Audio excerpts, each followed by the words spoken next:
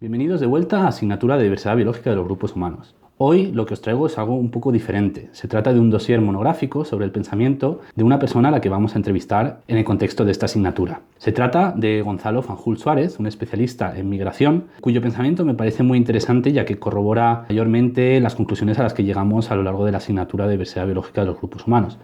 Es decir, la historia de la humanidad, tal y como hemos visto, desde un punto de vista biológico y antropológico, es la historia de las migraciones humanas. Entonces, tiene todo el sentido del mundo analizar también, desde una perspectiva contemporánea, cuál es la situación actual de la migración en el mundo y en Occidente. Para este monográfico he recopilado más de 10 conferencias y entrevistas de Gonzalo Fanjul que están disponibles en YouTube, en las que trata sobre diferentes temas relacionados con la justicia social, la pobreza infantil, las migraciones y el panorama sociopolítico en Occidente en relación con todo el tema de la migración. A fin de hacer más accesibles estos contenidos, los he subdividido en diferentes entregas, intentando siempre agrupar los temas de tal manera que guarden relación entre sí. En la presente entrega, Gonzalo Fanjul nos expondrá quiénes son los refugiados y por qué es importante distinguir terminológicamente entre refugiados e inmigrantes. La segunda parte nos explicará un poco cuál es la situación de los refugiados actualmente en Europa, de la Unión Europea en relación a los refugiados, para luego cerrar finalmente esta entrega con un examen de las políticas de inmigración de la Unión Europea en su conjunto. Sin más dilación, les dejo con Gonzalo Fanjul. Muchas gracias.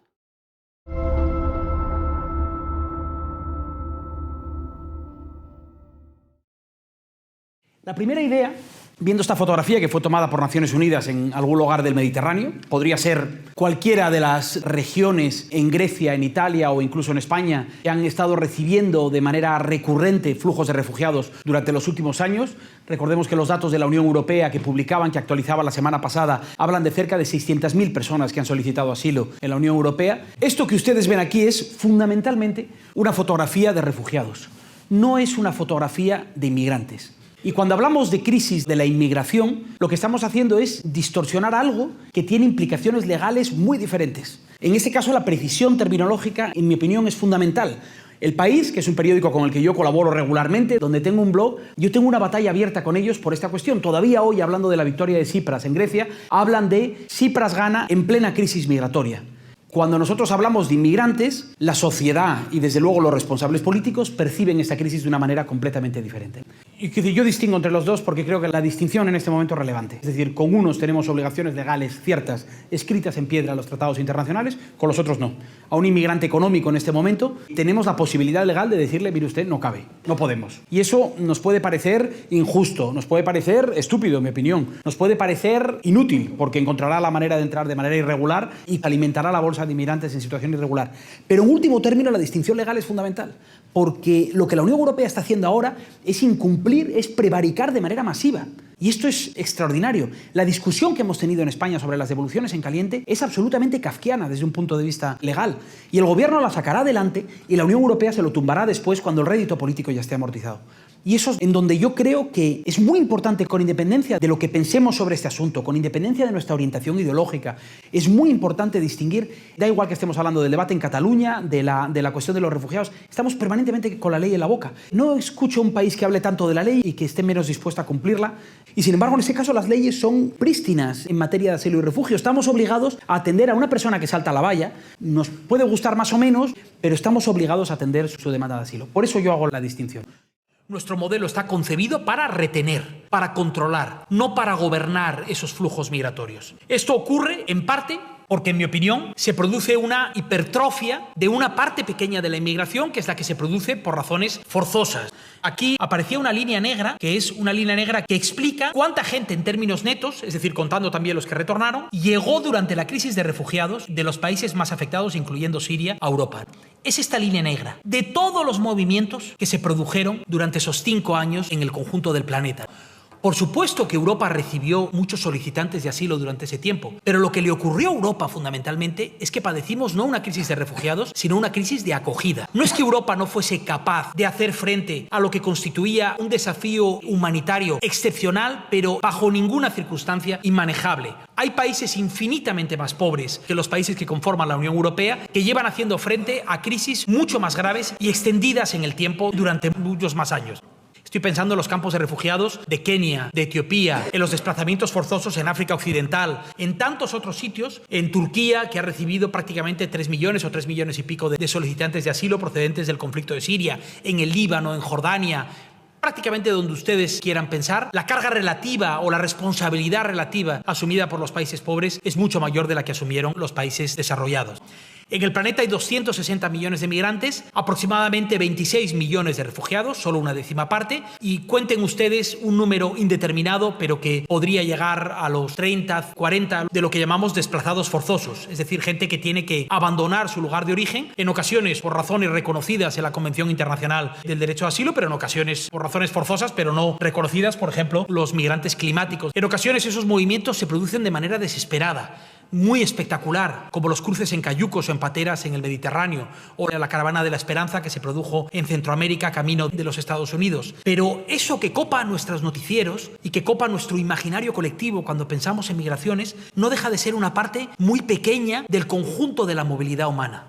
Y lo que plantean es un desafío humanitario para la comunidad internacional, que debe hacerse frente del modo en el que hacemos frente a otros desafíos humanitarios, pero no permitir que esa mirada hipertrofiada lo que haga es influir, contaminar el resto de la gestión migratoria en prácticamente cualquier otro ámbito.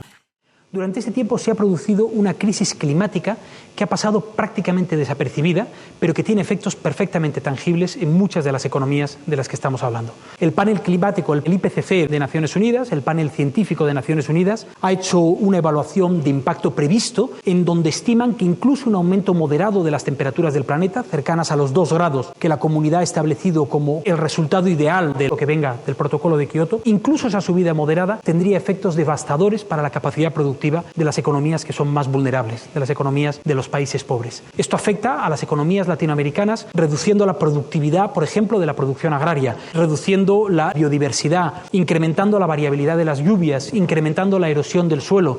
Yo he tenido oportunidad de visitar países como Mauritania, por ejemplo, en donde una buena parte de los ganaderos que viven en la zona del sur, que viven cerca del río Senegal, están yéndose hacia la costa porque simplemente sus ganados ya no tienen de qué comer, como consecuencia del incremento de las sequías en esa región. Un país como Mauritania, yo tuve oportunidad de visitar comunidades ganaderas que antes tenían un periodo que ellos llaman de sodur, de sequía o de carestía, de aproximadamente 2-3 meses al año. El año en el que yo estuve llevaban un año entero sin lluvias y sin posibilidad de alimentar al ganado y, por lo tanto, gente que está siendo desplazada a la costa. Ustedes han escuchado hablar sobre el impacto del clima, por ejemplo, en el desplazamiento forzoso de las poblaciones del planeta. En realidad, nuestro modelo de protección internacional es un modelo que refleja un mundo que ya no existe, o por lo menos un mundo que ha cambiado, un mundo que existe en parte, pero que se ha desarrollado considerablemente desde que se aprobó la Convención Internacional del Derecho de Asilo en el año 57. El Banco Mundial da cifras, 180 millones de personas más caerán en la pobreza. El número de personas que se levantan cada día con hambre ha superado los 1.000 millones de personas. Las cifras emocionan difícilmente en un auditorio como este, pero yo siempre pienso en mis hijos. Siempre pienso en lo que supone para un padre levantarse todas las mañanas en la inseguridad de no saber qué va a comer su familia ese día. 170 millones de personas que no vivían con hambre hace solo 2 años viven ahora con hambre. Son unas cifras absolutamente devastadoras. En este momento operamos en un planeta en donde las causas del desplazamiento forzoso han cambiado. Sigue habiendo persecución política, sigue habiendo persecución sexual, sigue habiendo guerras, pero hay un número indeterminado de decenas de millones de personas que la ONU, en su estimación más optimista, calcula en 200 millones de personas en 2050 que se desplazarán como consecuencia de estos shocks naturales extremos. Por ahora, la inmensa mayoría de esos desplazamientos siguen siendo internos dentro de las propias fronteras de un país, pero dentro de muy poco empezaremos a ver cómo hay un incremento exponencial de los cruces de frontera relacionados con el impacto del clima. Pues bien, cada uno de estos individuos, cada una de estas familias, de estas personas, de estas mujeres, de estos niños, quedan fuera del esquema internacional de protección en este momento. Quedan sujetos a la buena voluntad de los países de acogida, que existe y en algunos casos incluso lo reflejan en las leyes, en países tan contraintuitivos ahora como Brasil, pero que en la práctica son poblaciones que quedan fuera del marco internacional de protección. Ahora operamos con conciencia de los límites planetarios. Esos límites planetarios han existido siempre, pero ahora somos conscientes de ellos. Hay un centro de investigaciones, el Centro de Resiliencia de Estocolmo, que ha hecho un análisis de lo que ellos denominan 8 límites planetarios. que tocan temas como la acidificación de los océanos, la pérdida de biodiversidad, emisiones de nitrógeno, de CO2. Y lo que tratan de analizar es hasta qué punto la humanidad ha superado líneas de no retorno. Por ejemplo, en pérdida de biodiversidad es posible que hayamos cruzado líneas de no retorno, pero en todas ellas establecen un modelo de desarrollo que tiene inevitablemente que situarse dentro de los límites del planeta. ¿Cómo conseguimos impulsar modelos de crecimiento económico dentro de esos límites planetarios? Esa es la gran pregunta del siglo XXI en términos de desarrollo económico. Hay una agenda que se llama de mitigación del cambio climático, que afecta sobre todo a los países más contaminantes, que son desarrollados pero también son grandes economías emergentes. Estoy pensando en China, por ejemplo, o en América Latina y otros. Pero luego hay una agenda de lo que se llama la adaptación al cambio climático, precisamente porque las economías más pobres son las más vulnerables a los shocks naturales extremos. Un país como Mauritania no ha sido responsable del problema, pero está pagando de manera desproporcionada las consecuencias del cambio climático. Nosotros tenemos que compensar a Mauritania. Es un ejercicio casi de responsabilidad, de compensación histórica, y por otro lado es una manera también de frenar las consecuencias más graves del cambio climático en el futuro. En mi opinión, Europa debe hacer tres cosas muy simples. La primera de ellas, ya la he mencionado, es cumplir la ley. Una devolución en caliente es incumplir la ley. No es una opción. Por eso la terminología importa. Cuando hablamos de refugiados estamos hablando de individuos sujetos a la protección internacional desde el año 51, cuando se firma la Convención de Ginebra. No es una opción atender la solicitud internacional de protección de un individuo que se presenta en nuestras fronteras. Por lo tanto, cualquier medida que se tome para expulsarles de nuestras fronteras, para impedirles con artimañas legales, como está haciendo España ahora en la valla de Melilla, que los refugiados sirios entren en nuestro país, cualquier medida que se tome para expulsar un barco que está a punto de entrar en aguas de la Unión Europea, todo eso, en este momento, es ilegal. Y estamos en el centro del debate público cometiendo ilegalidades precisamente en los asuntos en donde Europa lleva pontificando al mundo entero durante 50 años. Porque Europa va dando lecciones al mundo entero. Cuando Etiopía se enfrenta a la crisis de refugiados de Eritrea o de Somalia y reciben 700.000 refugiados, Europa es la primera que está allí para exigir a Etiopía que haga lo correcto y que permita que se instalen los campos y que su gobierno haga frente a una situación que provoca todo tipo de tensiones internas, porque no son diferentes las tensiones que se provocan allí de las que se provocan aquí. Por lo tanto, el cumplimiento de la ley es el primer asunto, y me temo que en este tema hay muy poca innovación, no hay nada innovador, simplemente en cumplir el mandato legal que tenemos establecido desde el año 51.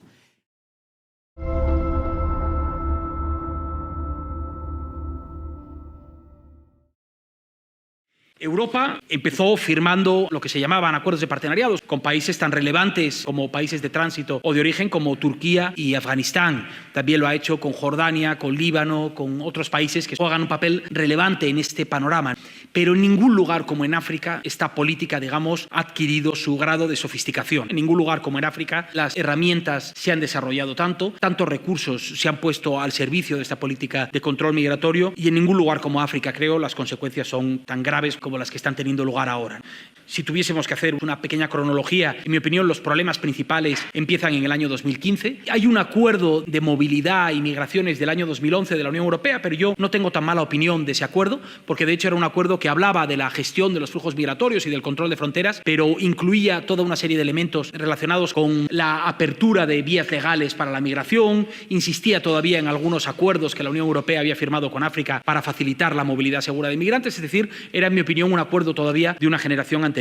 Lo que viene a partir de septiembre de 2015 es completamente diferente. Son acuerdos perfectamente distorsionados por la lógica del control migratorio, donde las medidas orientadas a detener a la gente en la frontera antes de que salgan de sus países, hacerlo con medidas coercitivas o con ayuda destinada a atacar lo que la Unión Europea llama las causas raíz de la migración, eso constituye la parte fundamental de este acuerdo. Esta es la parte hipertrofiada con respecto a otros asuntos en los que interviene la Unión Europea. En septiembre de 2015 se firma el Plan de Acción sobre Retorno. Ahora ya hay 17 países con acuerdos de repatriación con la Unión Europea, la mayor parte de ellos en África, pero no solo en África.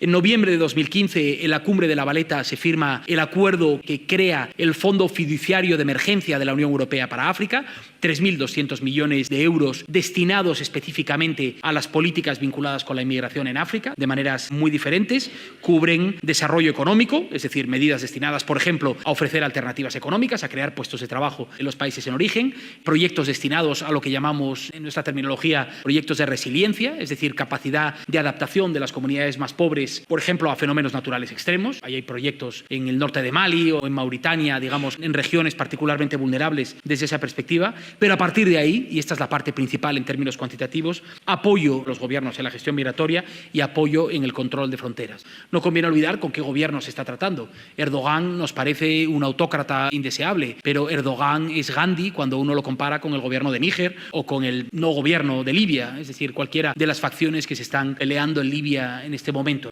Todos los gobiernos que hasta hace pocos años eran arrinconados por las violaciones de derechos humanos, como el gobierno del Chad o el gobierno de Sudán, ahora se han convertido en partners perfectamente aceptables para la Unión Europea en esta lógica del control migratorio. En junio de 2016 se firma la Agenda Europea sobre las Migraciones. Por primera vez se introduce de forma explícita la condicionalidad negativa entre los flujos de ayuda y los flujos de repatriación. Es el lenguaje Trump que todos hemos escuchado tantas veces. Si usted no colabora, yo no pongo dinero. Ese es básicamente el lenguaje que manda la Unión Europea. Y algunos países trasladan este mensaje de manera diferente. Los belgas, que son muy suaves, dicen: si usted colabora, yo le voy a dar más dinero. Pero es que no se planteaba de dónde partíamos. De modo que la lógica es exactamente la misma. O colabora o no pago. Y Europa firma acuerdos de partenariado que son más amplios que un acuerdo de repatriación, es decir, que entran dentro de esta lógica completa, con países, como decía, como Sudán, Níger, la ciudad de Agadez, que se ha convertido en el epítome moderno del tráfico de esclavos en el siglo XXI, la ciudad nigerina de Agadez, con Senegal, con Mali, con Etiopía, con Chad, y de manera bilateral, en este caso con Italia y con algún otro país de manera informal, con Libia. Y esto se añade a los acuerdos que ya teníamos con países como Túnez, Marruecos, Argelia, y así hasta 17 acuerdos que, como digo, incluyen también otros países de fuera de África.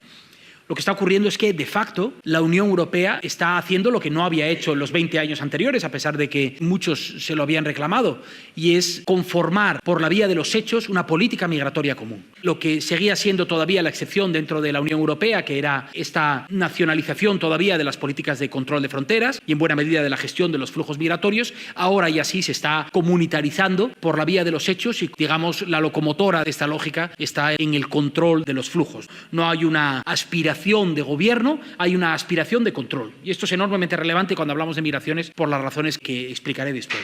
Lo bueno de este asunto, por eso no hay que criticar tanto a España cuando se dice que España no innova, es que este modelo nos lo inventamos nosotros. Este modelo se lo inventó España en los años 2005 a 2007, durante la crisis de los cayucos, que muchos recordaréis, cuando de nuevo la llegada continuada de población, primero por el estrecho y a la frontera sur de la península, y después ya de manera mucho más abundante hacia las costas de Canarias. España se convirtió en ese pequeño laboratorio de lo que después ha sido Europa, generó ese estado de histeria autoinducida, y el gobierno, en aquel momento un gobierno socialista, porque eso es lo bueno también de este asunto, no hay diferencias fundamentales entre gobiernos conservadores y progresistas en este ámbito. Esto se lo inventa el ministro Rubalcaba y a partir de ahí se añaden toda una serie de elementos, de componentes que después hemos podido ver llevados a escala en el ámbito europeo. Pero como decía, en el caso de la Unión Europea, nosotros nos hemos empeñado en que esta sea la fotografía de la inmigración. Lo que ustedes ven aquí es la cifra del desplazamiento forzoso en el planeta. Es decir, la gente que se ve en la obligación perentoria de abandonar su lugar de origen porque está en peligro su vida o están en peligro sus medios de vida más fundamentales. Las cifras del desplazamiento forzoso han crecido mucho a lo largo de la última década, como pueden ver ahí. Ahora estamos ya por encima de los 65 millones de personas, de las cuales solo una parte, un poco más de una tercera parte, constituyen eso que llamamos solicitantes de asilo o refugiados. Es decir, gente que se ve obligada a salir de su país de origen, es decir, a cruzar la frontera, porque el fenómeno del desplazamiento forzoso es muy abundante al interior de muchos países, países como Colombia, como la República Democrática del Congo, como Sudán, como Chad, que tienen movimientos intensos de población, pero en realidad solo 25 millones o algo más de 25 millones ahora son gente que vive fuera de sus países como solicitantes de asilo o como refugiados. Y el origen de esos países, en la columna de la izquierda del gráfico de flujos, es un origen que conocemos todo, pero el destino lo conocemos menos. En realidad, si uno mira la lista de principales países receptores, este es un gráfico del ACNUR, en el año 2015, ahí no aparece ni un solo país desarrollado, ni un solo país de la Unión Europea, ni Estados Unidos, ni ningún otro. Si hiciésemos esta fotografía ahora, aparecería Alemania, que ha asumido aproximadamente 1.300.000 solicitantes de asilo en estos últimos años. Pero no cambia esencialmente el mensaje de la fotografía, y es que el desplazamiento forzoso es, en primer lugar, un fenómeno de los países en vías de desarrollo, es decir, desplazamiento interno, y en segundo lugar, cuando se mueven fuera de sus países, un fenómeno propio también de las regiones en vías de desarrollo. Etiopía, la República Democrática del Congo, Líbano, Jordania, Irak, Pakistán han hecho esfuerzos relativos muy por encima de los que ha hecho Europa o los Estados Unidos cuando hablamos de este asunto.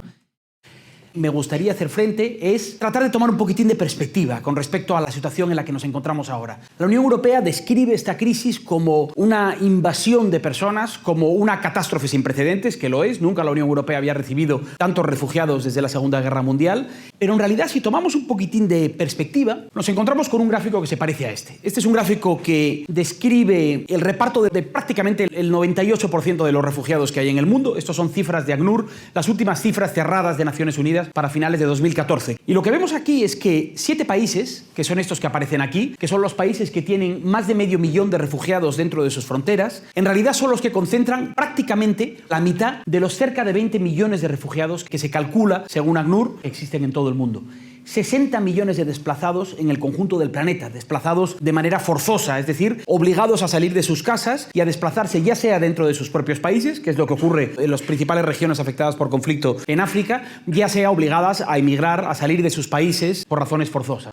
Cuando uno mira el papel que cumplen los países desarrollados, se encuentra con que el conjunto de los países desarrollados, empezando por los Estados Unidos de América y Francia, que son 2 de los países que más refugiados tienen en este momento, esto recuerden que son cifras del año pasado, es decir, que no se considera, por ejemplo, la cantidad de refugiados que ha considerado Alemania. El valor de lo que hizo Alemania durante la crisis de acogida de la Unión Europea con la llegada de refugiados fue el valor de la excepcionalidad.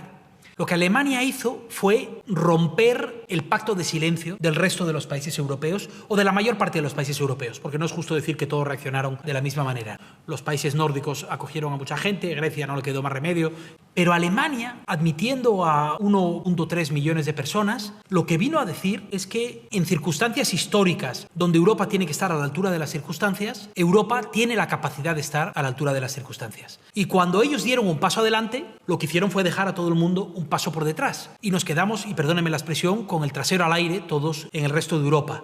Algunos oponiéndose de manera activa, como Matteo Salvini, otros mirando al cielo y silbando, como Mariano Rajoy en su momento, o como Pedro Sánchez ahora, porque en esto no hay diferencias fundamentales entre socialistas y conservadores. Esta política de externalización de fronteras se la inventó un ministro socialista, que es Rubalcaba, que fue el primero que en África Occidental desarrolló una política de control de fronteras externalizada y que después la Unión Europea ha extendido al conjunto de la Unión. Pero en el año 2014, no sé si ven una franja roja pequeñita, esquinada, abajo a la derecha ahí, eso es España. España tiene una tradición de acogida de refugiados que está no solo muy por debajo de países que son mucho más pobres de nosotros, como Etiopía, por ejemplo, en donde en este momento viven 700.000 refugiados. Cuando la gente dice que en realidad los países pobres que acogen a refugiados, los refugiados vienen pagados por ACNUR y por Naciones Unidas, uno tendría que viajar a conocer lo que supone una situación de ese tipo. Yo tuve oportunidad de conocer la situación de los refugiados malienses en Mauritania y cuando se produce un desplazamiento forzoso de decenas de miles de personas, como ocurrió en aquel momento durante la guerra en los años 2010 y 2011, en realidad lo que ocurre es que las familias no se desplazan solo ellas, se desplazan con su ganado, por ejemplo, y se produce una competencia directa por recursos que son muy escasos con los propios ganaderos mauritanos. Cuando pensamos que estamos haciendo un esfuerzo grande acogiendo a un puñado de refugiados en nuestro país, hay que tener en cuenta lo que supone para estos países acoger a esos refugiados. En realidad, tampoco el esfuerzo que estamos haciendo resulta tan elevado. Si uno mira el gráfico que publicó el diario.es hace pocos días explicando qué supondría para España la propuesta más ambiciosa de reparto de refugiados que ha hecho hasta ahora la Unión Europea, te das cuenta de que en ciudades como Barcelona o como Madrid estaríamos hablando de poco más de 2.000 refugiados en el caso de Barcelona, poco más de 2.500 en el caso de Madrid. Eso es básicamente 5 bloques de pisos al lado de donde yo vivo, en la ciudad de Madrid. No hay ningún país, ninguna ciudad que se vaya a ver amenazada por la llegada de refugiados en las condiciones en las que está proponiendo la Unión Europea, ¿no? Otra cosa diferente podríamos argumentar es el caso de Alemania, el caso de Francia o de Italia en algunas zonas en donde la afluencia de refugiados es muchísimo más grande. Tenemos un problema grave de información. No tenemos capacidad de recogerla adecuadamente. Os doy un ejemplo muy simple. El caso de esta investigación de Save the Children. Ahora, en este momento, es imposible decir en España cuántos niños han desaparecido, niños menores no acompañados, refugiados, han desaparecido del radar del sistema. No lo sabemos. No sabemos si son 1.500 o 2.000, como dicen algunas cifras del gobierno, o si son 45 o 50, que es lo que te dicen algunas organizaciones que están trabajando sobre el terreno. La ausencia de información, de los datos que necesitamos, nos impide tener un debate público informado sobre algunas cuestiones. Por lo tanto, yo creo que lo fundamental es romper ese pacto de silencio y no admitir algo que sencillamente no es necesario, francamente. Hasta aquí ese punto de partida ético. Yo no les pido que ustedes estén de acuerdo conmigo, aunque estoy seguro de que muchos lo estarán. Yo no pido que la sociedad llegue a la conclusión de que existe un derecho a emigrar y por lo tanto necesitamos tener una política de puertas abiertas. Nadie está pidiendo puertas abiertas. De lo que yo hablo es de un sistema mucho más inteligente del que tenemos ahora. Y eso significa bastantes cosas. Significa, en primer lugar, reconsiderar el marco legal que en este momento afecta no ya solo a los migrantes, sino, voy a hablar de manera más concreta, de los desplazados forzosos. Lo que les quiero decir con esto es que el número de personas que se ven obligadas ahora a desplazarse de manera forzosa, es decir, a abandonar su lugar de origen para salvar la vida, está creciendo de manera acelerada. Y ese crecimiento en parte tiene que ver con las mismas causas que conocíamos en el pasado, una guerra, una persecución política, una persecución por razones de sexo o por cualquier otra circunstancia reconocida en la Convención, pero más y más es gente que huye por razones que no están dentro de los supuestos legales que exigen en este momento, que obligan a conceder el derecho de asilo en los países. El caso de los refugiados climáticos es uno de los ejemplos más evidentes y del que se está hablando más ahora, por ejemplo, durante la COP25 que se está celebrando en Madrid. El número de gente sujeta a shocks naturales extremos, que en ocasiones son una inundación, en ocasiones son una sucesión de sequías o en ocasiones son un fenómeno natural, una plaga que afecta a sus cosechas, que se ve obligada a abandonar su lugar de origen para salvar su vida, esos números se están disparando. Hay una parte de lo que tenemos que hacer que tiene que ver con adaptar el modelo de protección internacional a una realidad que es diferente de la realidad del año 57, cuando se aprueba la Convención Internacional de los Refugiados. Es decir, necesitamos innovar, necesitamos mejorar nuestro marco internacional de protección. Parte de esto tiene que ver con la innovación política, en donde nuestros países tienen que hacer pequeños ejercicios de creatividad que nos permita adaptar nuestro marco general de regulación de las migraciones a esa realidad a la que me refería al principio, ya que estoy hablando de nuevo del marco amplio, no solo de los refugiados, sino del conjunto de quienes se mueven. Donde yo creo que se puede hacer más es en la posibilidad de que Europa expanda sus acciones de solidaridad a la altura del discurso y de los valores que la Unión Europea ha venido defendiendo durante todo este tiempo. Europa puede hacer mucho más, por ejemplo, en las operaciones de salvamento y de rescate en el Mediterráneo, dentro de la Unión Europea, o bien en los circuitos, en las rutas migratorias, algunas de ellas extremadamente peligrosas, que siguen los refugiados. Europa puede hacer más expandiendo las condiciones que tienen los refugiados dentro de nuestros países cuando los recibimos en situaciones de acogida. Yo estoy haciendo ahora una investigación junto con Save the Children en donde analizamos qué es lo que está ocurriendo con los menores en los corredores migratorios y el resultado de la fotografía que estamos viendo es un incumplimiento sistemático de los derechos de los niños a lo largo de todo el proceso. En algunas ocasiones son cuestiones legales, como por ejemplo forzarles a hacer un análisis de su edad cuando son niños claramente menores de 18. En ocasiones se trata simplemente, por ejemplo, de darles acceso a la sanidad de una manera adecuada, digna, algo que no se está cumpliendo en muchas regiones de la Unión Europea, España incluida. La capacidad que tengamos de expandir esa solidaridad, de actuar de acuerdo a nuestro discurso, va a depender fundamentalmente de dos cuestiones: de nuestra capacidad económica y de la población que tengamos, y en segundo lugar, de la voluntad de los ciudadanos europeos, de en qué medida este asunto se convierta en un problema grave dentro de la Unión Europea o no. Y lo que nosotros hicimos en la Fundación Por Causa fue hacer este pequeño ejercicio que trataba de medir cuál es la capacidad de los diferentes países de acuerdo a dos variables que son muy simples. La primera de ellas, que es esta que está explicada aquí, cuál es la renta per cápita ajustada a la paridad del poder adquisitivo de los diferentes países de acogida, y en segundo lugar, cuántos habitantes por refugiado hay en el país. Es decir, no es lo mismo que España acoja 100.000 refugiados a que los acoja Luxemburgo, como es lógico. La consideración es completamente diferente. Cuantos más habitantes por refugiado significa que hay menos refugiados en función de la población total, es decir, tenemos un problema. Cuanto mayor es la renta per cápita, más es la capacidad. En realidad, cuanto más cerca estamos de aquí, se supone que más problemas tenemos, porque estamos admitiendo con mucha capacidad muy pocos refugiados por habitante. Bueno, aquí señalo en rojo los países que están afectados de manera más directa por la crisis de Oriente Próximo. Son países como Líbano, como Jordania, como Irak, como Irán, que han estado recibiendo grandes flujos de refugiados durante los últimos meses. Y en los puntos azules señalo los países afectados por las crisis de África Central y Oriental, que son diferentes a las otras y que en países como la República Centroafricana, Sudán del Sur, Chad, Eritrea, Etiopía, Somalia, en fin, las crisis que algunos de vosotros conocéis perfectamente. Cada uno de estos países tiene mucha menos capacidad que otros países, que son los que están en verde, que son los países más desarrollados, y sin embargo el volumen de refugiados que acoge es muchísimo mayor. Pero en todos los casos destaca este, el de España, que en realidad desde cualquier punto de vista está actuando muy por debajo de sus capacidades. Es un país que tiene, en términos económicos y en términos de población, mucha más capacidad. Cuando tú lo comparas en esta liga, España podría hacer mucho más de lo que se está haciendo. Lo particular de este asunto, lo que es diferente a otras cuestiones, porque algunas de estas cuestiones de solidaridad son muy polémicas y cuesta mucho atraer a la opinión pública contigo, lo curioso es que en España no es así. Si uno mira la encuesta que publicaba Metroscopia la semana pasada, en realidad te das cuenta de que el apoyo de la sociedad española a un mayor esfuerzo con los refugiados de Siria, en este caso concreto la pregunta era sobre Siria, es homogénea prácticamente en todos los partidos, da igual de qué opción política estemos hablando. El resto de la encuesta habla también de todas las franjas de edad, incluso de la situación laboral. Es decir, incluso los que están en situación de desempleo son partidarios de que España haga más. Esto, en el ámbito político, es extraordinario. Es muy poco común que todo el mundo esté tan de acuerdo en algo, en una cuestión como esta, que afecta de manera directa, fijaos, no solo que España haga más, sino que estén de acuerdo, por ejemplo, en que haya una pequeña subida de impuestos, por ejemplo, a los ayuntamientos o a las comunidades autónomas, para atender las necesidades más inmediatas de los refugiados, o a dar una donación personal, o a trabajar como voluntario en tareas de asistencia.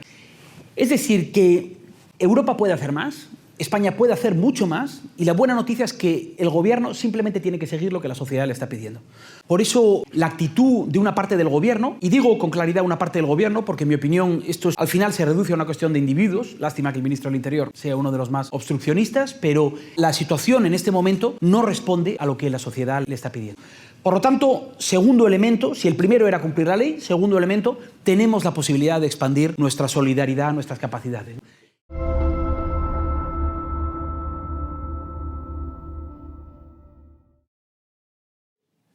Democracias de alto standing, democracias perfectamente sofisticadas como la española, como el resto de las democracias de la Unión Europea, como Estados Unidos, como Australia, son democracias que cruzan de manera permanente líneas rojas cuando se trata de detener esos flujos migratorios. Son democracias en donde se vulnera de manera sistemática el derecho de asilo y refugio de las poblaciones que llegan. Son democracias en las que se detiene a un padre de familia por una simple falta administrativa y se le recluye en ocasiones en campos de concentración como el de Nauru, la isla que está cerca de Australia, en el Pacífico Sur. Democracias como la que refleja esta fotografía, en donde se separa a madres de los hijos cuando llegan a los países de destino en aplicación de normas que, como digo, cruzan todo tipo de líneas rojas. Políticas que, en último término, eventualmente, su consecuencia directa es provocar la muerte de muchos de quienes tratan de llegar a través de algunas de las rutas más peligrosas que hemos conseguido alargar, encarecer, encanallar, hasta un punto que resultaría absolutamente intolerable en cualquier otro ámbito de las políticas públicas. Lo que la Unión Europea está haciendo durante la crisis de refugiados es inmoral y es insensato, en mi opinión, pero en primer lugar es ilegal. El acuerdo con Turquía, yo espero que llegue a ser tumbado por los tribunales internacionales, porque Turquía no es un país de retorno seguro para la cantidad de refugiados y solicitantes de asilo que están pidiendo asilo en la Unión Europea. Libia es un agujero legal de proporciones epidémicas. Las devoluciones en caliente que el gobierno español ha estado haciendo de manera sistemática en nuestra frontera sur y hasta el día de hoy, porque el gobierno ha hecho una interpretación exótica de la sentencia del Tribunal Europeo de Derechos Humanos, las devoluciones en caliente son ilegales, más allá de cualquier otra consideración moral o política que uno tenga sobre este asunto. Cuando el ministro Rubalcaba decía en el año 2009, al comienzo de la crisis, gracias a nuestras medidas hemos cerrado la llegada de inmigrantes, simplemente estaba engañándose, yo creo que no, engañando a la sociedad básicamente. No hay nada que hubiese dependido del gobierno, sino más bien de un contexto de un mercado de trabajo que había cambiado por completo. Las medidas que se introdujeron en los años 2006 y 2007 para cerrar las rutas de Canarias desde África Occidental o desde Mauritania o desde el Estrecho, digamos, lo que hicieron fue modificar las rutas por el Sahel y generar lo que ahora conocemos, los hubs de inmigración en regiones, en verdaderos agujeros, infiernos como Agadez o como Libia, en donde ahora se están concentrando muchos de los flujos de inmigrantes que llegan.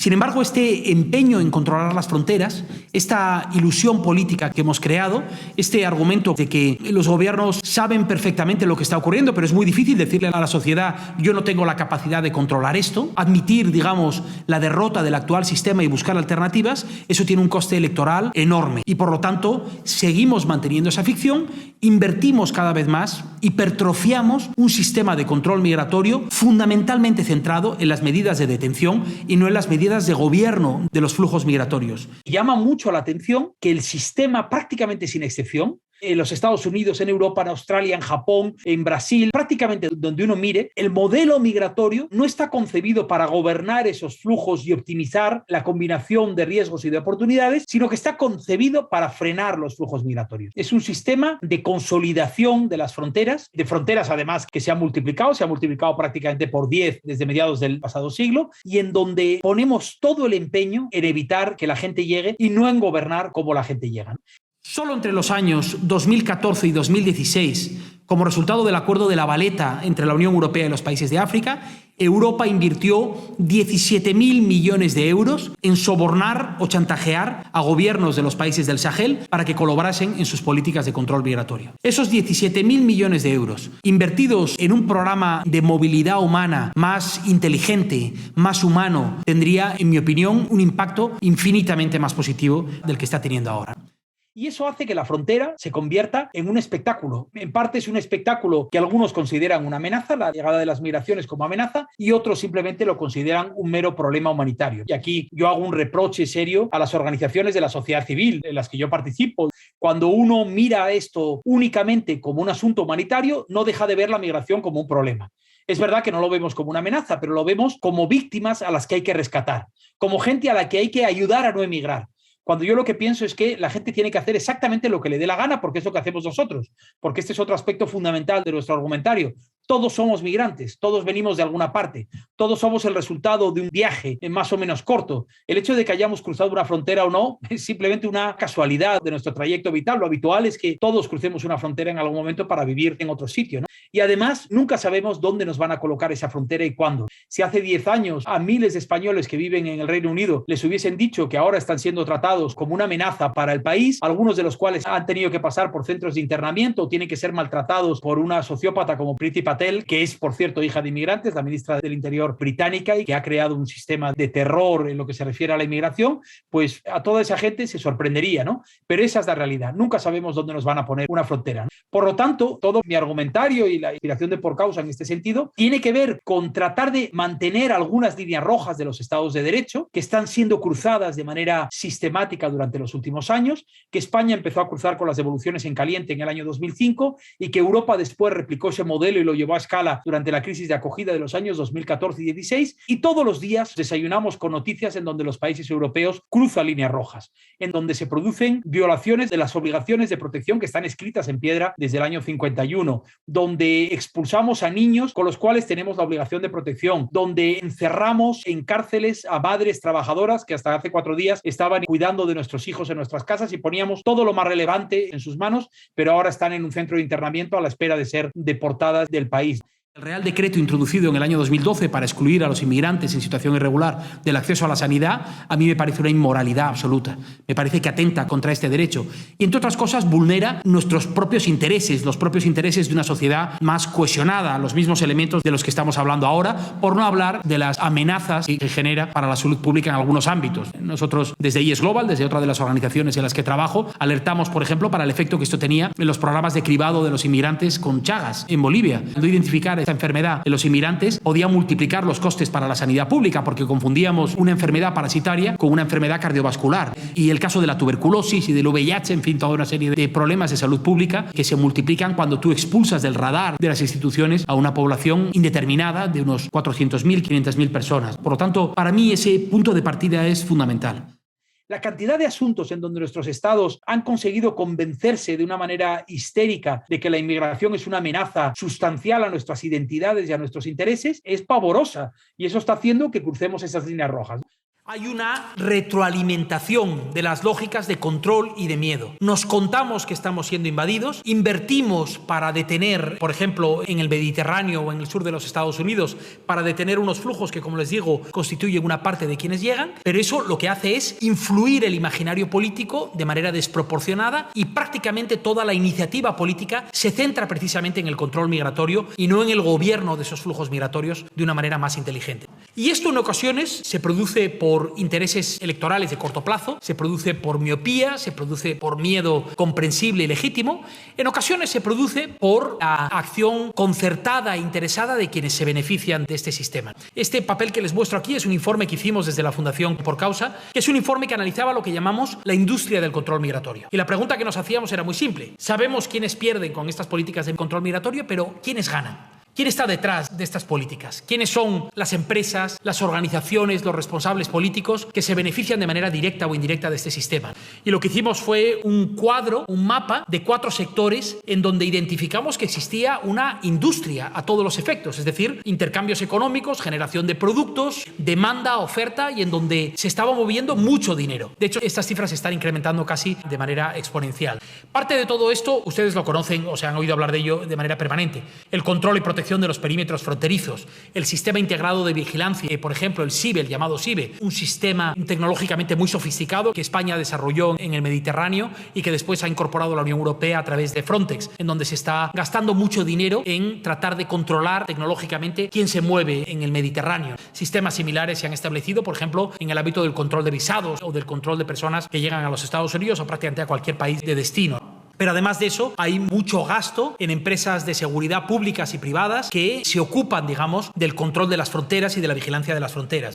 Hay una segunda parte de este negocio que tiene que ver con la detención y la expulsión de los inmigrantes, el control de los centros de internamiento de extranjeros o de los CETIs en el caso de Ceuta y Melilla, la expulsión de los inmigrantes a través de un contrato con una compañía aérea como Air Europa, por ejemplo, como ha ocurrido ya, en donde se hacen vuelos de repatriación a través de contratas públicas, igual que los haríamos para instalar un comedor en un colegio público.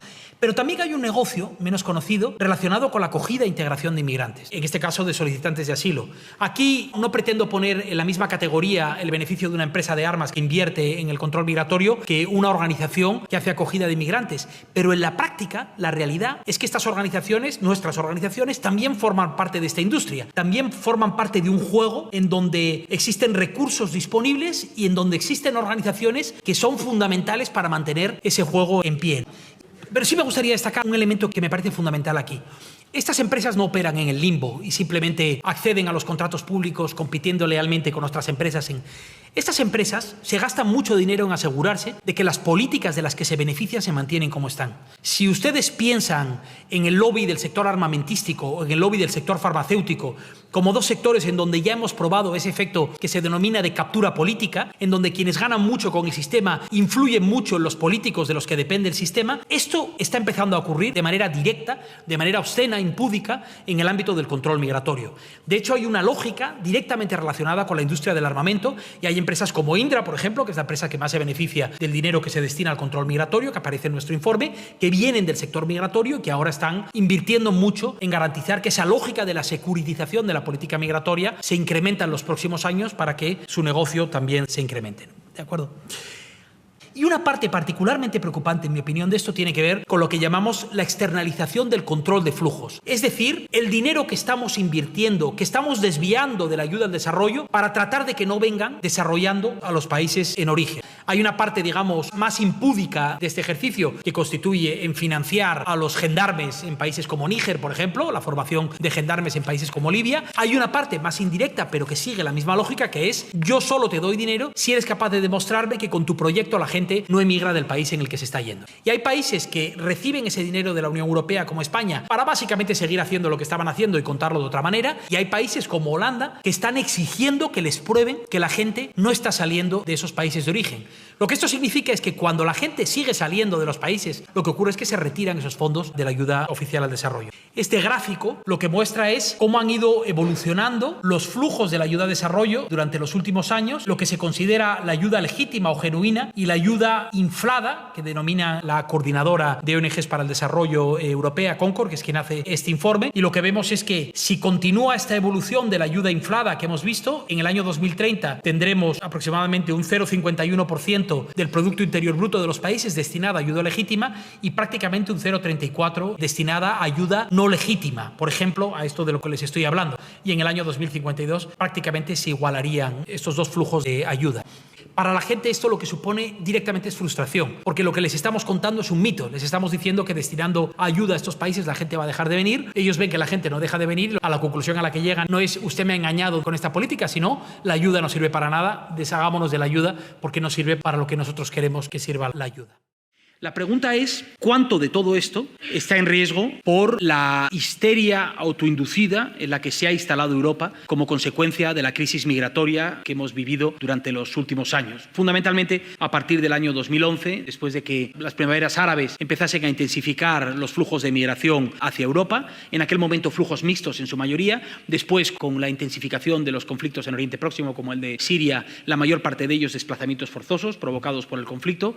Los números son números cuantitativamente aparatosos. Si uno los compara con los números que había recibido Europa de migración en los años anteriores, son números muy llamativos, pero en realidad cuando uno sitúa esos números en su contexto, es decir, en el contexto de la crisis del desplazamiento forzoso global, en donde hay más de 66 millones de personas que se ven obligadas a abandonar su lugar de origen, ya sea para cruzar una frontera, que son aproximadamente 25 millones, o para quedarse dentro de sus propios países, unos 41 millones, en realidad cuando uno considera eso, cuando uno mira dónde va esa gente, se da cuenta de que en realidad Europa es una parte muy menor de este debate. Los Estados Unidos mucho menos, por supuesto. Australia mucho menos. Cuando uno compara Europa simplemente con Turquía, con Líbano, con Jordania, con el Chad, con Etiopía, donde se concentra casi 1 millón de refugiados en la región, de Somalia, de Eritrea. Por eso me refiero a una histeria autoinducida. Hemos llegado a convencernos de que tenemos un problema que determina los fundamentos mismos de la Unión Europea y lo que estamos haciendo es utilizar todos los recursos que tenemos a nuestro alcance para resolver lo que consideramos la emergencia principal de Europa, que es en este caso los ataques por la frontera suroeste por la vía de los refugiados. Nuestro sistema migratorio global, no solo el que afecta a los refugiados y a las poblaciones que se desplazan de manera forzosa, sino en términos amplios el que afecta a la movilidad laboral y a sus familias, que es la parte del león, digamos, de la movilidad humana. Nuestro sistema, como les decía, es profundamente inmoral, en mi opinión, pero sobre todo es esencialmente idiota desde un punto de vista económico, desde un punto de vista político. Es un disparo en el pie para las sociedades de destino, es una manera de magnificar los riesgos asociados al proceso de movilidad humana y de jibarizar los enormes beneficios de este sistema. Y por lo tanto, mi tesis de lo que habla es de resolver un desafío que es común, de un bien entendido interés propio, y no tanto de resolver el problema de otros. Esta crisis de refugiados ha puesto de manifiesto, en primer lugar, hasta qué punto la Unión Europea tiene una carencia grave en materia de políticas comunes de asilo. Es decir, no tenemos capacidad para adoptar una posición común. No tenemos una posición común, no tenemos capacidad para adoptarla y ni siquiera tenemos capacidad para forzarla en un momento de crisis como el que se ha visto en los últimos consejos, en donde somos incapaces de acordar una cuota de reparto de los refugiados dentro de la Unión Europea. El problema es que esa política de asilo está directamente contaminada por otra política que está por desarrollar, que es la política común de inmigración. Una política migratoria que sigue respondiendo todavía a pulsiones del siglo XIX, cuando en realidad hace frente a uno de los retos globales, yo diría que a una de las oportunidades globales del siglo XXI. Hablamos permanentemente del problema de los traficantes de personas, que es la casta encanallada que se está beneficiando de esta crisis de refugiados, pero en realidad nuestra manera de hacer frente a la crisis es una manera de engordarles el negocio de manera permanente. El modo en el que estamos abordando las rutas de los refugiados, lo que estamos haciendo es invitar a las mafias a que se hagan cargo del transporte y no ocuparnos nosotros de una manera preventiva del transporte de los refugiados que podrían ser identificados en origen y que podrían ser trasladados. Pero eso mismo se puede trasladar a las propias fronteras de la Unión Europea, en donde están en este momento. Si uno mira el modelo, no tanto de asilo, sino el modelo migratorio de la Unión Europea, insisto en que existe una contaminación entre ambos, somos tan reticentes a recibir asilados porque en realidad tenemos una cautela fundamental con respecto a los inmigrantes. La Unión Europea lo único que ha conseguido ponerse de acuerdo en su política de inmigración es en que no quiere inmigrantes, más que los que entren de manera bulímica, de manera irregular y que vayan, digamos, sometiéndose a procesos de amnistía, como ha ocurrido en España y en otros países. Tenemos un modelo claramente disfuncional en ese sentido, pero la Unión Europea y yo diría que el conjunto de los países desarrollados deben desarrollar en el ámbito de la movilidad internacional de trabajadores el mismo tipo de instituciones y de políticas que han funcionado con tanta eficacia en otros ámbitos. ¿Por qué la Organización Mundial del Comercio? Que será discutible por muchas razones, pero que es una de las grandes instituciones con capacidad de gestionar el flujo internacional de bienes y servicios durante los últimos años. ¿Por qué cuando llega al punto de la movilidad internacional de trabajadores siempre se bloquean sus negociaciones? ¿Por qué somos incapaces de aplicar aquí el mismo sentido común que hemos aplicado en otros ámbitos? ¿Por qué no somos capaces de reconocer que es imposible gestionar los flujos migratorios de manera unilateral? que este es un juego de tres partes, de los países de destino, de los países de origen y de los propios inmigrantes. Y a menos que las tres partes perciban que ganan operando dentro de las reglas del juego, lo que van es funcionar de manera unilateral. Tenemos la fantasía de decir que las fronteras están cerradas, pero si las pulsiones de movilidad migratoria son suficientemente intensas, la gente se va a mover. Podemos hacerlo más caro, más cruel, más largo el proceso, pero en último término la gente va a venir. Y la prueba es los 11 millones de inmigrantes en situación irregular en los Estados Unidos y lo que en la Unión Europea se calcula que podría ser una cifra entre 7 y 10 millones de inmigrantes en situación irregular. Sigan ustedes mi lógica, yo no digo que estén de acuerdo conmigo, ¿de acuerdo? Pero insisto en mi lógica. Si las migraciones son naturales, si son esencialmente positivas, si escapan al control último de los gobiernos y la obsesión por el control absoluto genera frustraciones de este tipo, para mí la aspiración última no tiene que ser el control de los flujos migratorios, sino el gobierno de los flujos migratorios. El establecimiento de un sistema de incentivos positivos y negativos que hagan que las tres partes, países de origen, inmigrantes y países de destino, prefieran operar dentro de las reglas del juego que hacerlo por fuera. Porque lo cierto es que se puede operar por fuera de las reglas del juego. Se puede emigrar irregularmente. Esta es una realidad. En Estados Unidos hay casi 12 millones de personas como inmigrantes irregulares. La generación de los Dreamers, esos hijos de los inmigrantes o gente que llegó cuando eran prácticamente bebés y que ahora suponen un debate público fundamental ante el que ni el mismísimo Trump se atreve a oponerse abiertamente. Su partido sí quiere deshacerse de todos ellos, pero el propio Trump está tratando de buscar una alternativa porque sabe que ese es un elemento que le puede costar en algunos estados.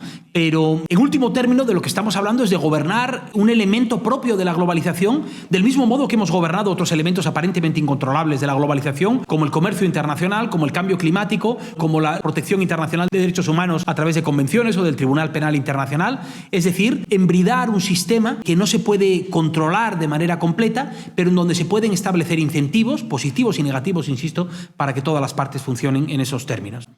Este es uno de los grandes desafíos morales, éticos, pero yo diría que también políticos y económicos de nuestro tiempo. Probablemente solo se compara al desafío del cambio climático y al del feminismo como tres elementos que determinan en este momento nuestras relaciones sociales por encima, yo diría, que de cualquier otro. Porque cuando uno habla de movilidad humana y de diversidad, está hablando de identidad, está hablando de nacionalismo, está hablando de muchos de los elementos que constituyen hoy el día a día de nuestras conversaciones y que determinan nuestras relaciones políticas, sociales, personales, en fin.